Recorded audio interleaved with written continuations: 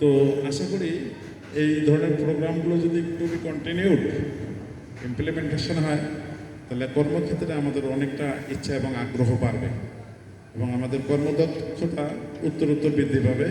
তো আমি আমার পার্টিসিপেন্ট যারা আছে তাদের সকলের সুস্বাস্থ্য এবং আমাদের যে অতিথি মহোদয় সহ আমাদের ছাড়ের এত সান্নিধ্য পাচ্ছি, আমি ভাষায় বলতে পারতেছি না যে উনি এত মানে স্নেহ দিয়ে এত আদর দিয়ে আমাদেরকে এই চট্টগ্রামের বিভিন্ন লোকরেটিভ নৈসর্গিক এলাকা বিশ্বের দীর্ঘতম সি বিচ দেখার সুযোগ করে দিয়েছেন এবং আমাদেরকে বন্ধুর মতো সন্তানের মতো ভাইয়ের মতো করে আগলিয়ে রাখলেন।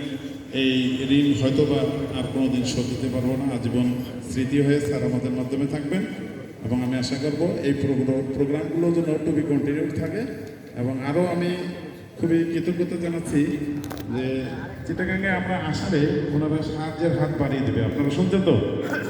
তো এই জন্য আমাদের সকলের পক্ষ থেকে আরেকবার হাততালি দিয়ে আমরাও অভিবাদন জানাচ্ছি, সাহায্য পাবো, এরকম হেল্প পাবো, এরকম সহযোগিতা পাবো, এটা কোনোদিন ভাবিনি। তো আজকে ভাবলাম we live in one and umbrella. যুব উন্নয়নে যারা চাকরি করে আমরা সর্বদাই বলি আসলে সেদিক থেকে তাদেরকে কথায় আমরা খুব কৃতজ্ঞ এবং আমরা তাদেরকে খুবই আন্তরিক মোবারকবাদ জানাচ্ছি যে উনি এতভাবে আমাদের কাছে আন্তরিক হবেন।